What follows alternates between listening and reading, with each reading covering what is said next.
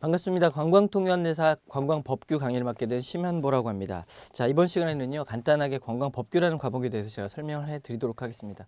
여러분들 그 관광통역안내사를 준비하시면 총 4과목의 그 시험을 준비하시게 되는데요. 자, 그 중에서 관광법규라는 과목은 일단은 법이라는 용어가 들어가기 때문에 사람들이 상당히 그 어려워한다라는 그 생각을 하고 있습니다. 하지만 이 법이라는 과목이 한 번만 정리가 되면 나중에 결국에는 가장 좋은 점수를 맞을 수 있는 과목이기 때문에 여러분들 관광법규에 다른 과목도 물론 열심히 해야 되겠지만 관광법규를 열심히 하시면 나중에 시험에 합격하는 데 큰 도움이 될 수 있는 과목이라고 생각하시면 되겠습니다. 간단하게 관광법규 앞으로 여러분들이 배우시게 될 내용에 대해 설명을 해 드릴 텐데요.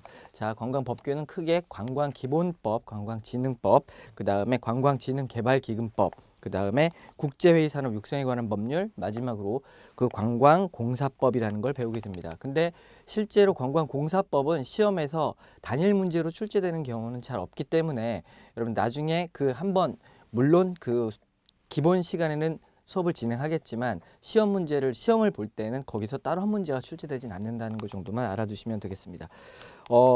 시험은 관광진흥법에서 항상 70% 이상 출제가 되기 때문에 그 관광진흥법을 여러분들이 가장 그 열심히 공부를 하셔야 되는데, 관광진흥법 같은 경우도 내용이 많기 때문에 뭐 출제가 되는 것이지 특히만 관광진흥법이 꼭 중요한 건 아닙니다.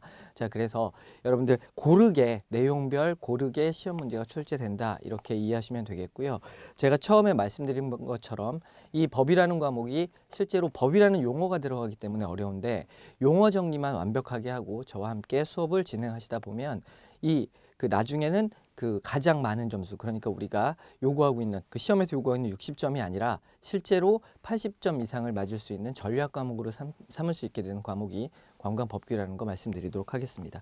자, 관광법규 보시면 기존에 제가 간단하게 몇 가지 설명을 해드릴 텐데, 그 관광기본법 같은 경우가 처음에 배우게 되는 내용인데 내용은 상당히 적습니다.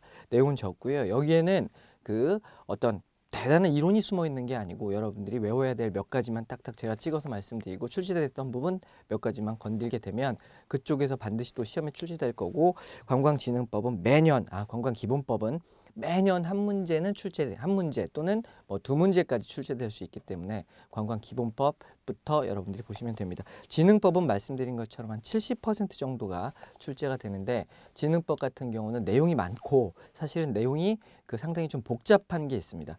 법이라는 게 그 어떤 용어 정리가 중요하다고 했지만, 그 법이라는 거는 법규를 분석하는 그 능력도 필요하기 때문에 큰 틀, 어떤 그 법이 만들어지게 된 취지라든지 그 다음에 그 법이 흘러가게 되는 그런 내용 같은 거를 잘 알고 계셔야 풀 수 있어서, 제가 용어 정리뿐 아니라 진흥법을 할 때는 진흥법 들어가기 전에 이 관광진흥법에 나와 있는 내용에 대한 개괄적인 내용을 수업하고 진행하도록 하겠습니다.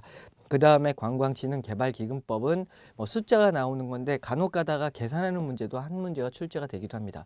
그런 문제도 별로 어렵진 않고요. 그 법에 나와 있는 대로 계산하는 방법만 여러분들이 한 서너 번 정도만 연습해 보시면 관광진흥개발기금법 같은 경우도 이렇게 크게 문제없는 그 내용이라고 보시면 되겠습니다. 그 다음에 국제회의 육성에 관한 법률 같은 경우는 외울 게 조금 있고요. 이 파트 같은 경우는 특히나 나중에 배우게 될 관광학 개론과 연결이 되는 부분이 상당히 많기 때문에 국제회의 육성에 관한 법률은 여러분들이 진짜 잘 이렇게 암기를 해 놓으셔야 되는 부분이라고 보시면 되겠습니다. 마지막으로 한국관광공사법 같은 경우 다시 한번 말씀드리지만 단일 문제로 출제되진 않지만 거기에 나와 있는 지문이라든지 그 다음에 내용이라든지 이런 게 하나의 지문으로 뜨는 경우가 많아서 한국관광공사법까지 여러분들 함께 공부하시면 되겠습니다. 저와 함께 이제 그 한 30강의를 통해서 여러분들 그 관광 법규를 그 진행하게 되는데요. 자, 여러분들 이 30강 정도만 들으시면 나중에, 물론 한 번만 들으시는 분도 계시겠지만 가능하면 두세 번 정도 들으시고요. 나중에 그 정말 잘 들었다, 정말 이 과목 때문에 시험에 합격하는 데 큰 도움이 되었다라고 할 수 있을 정도로 여러분들 제가 그 열심히 강의하도록 하겠습니다.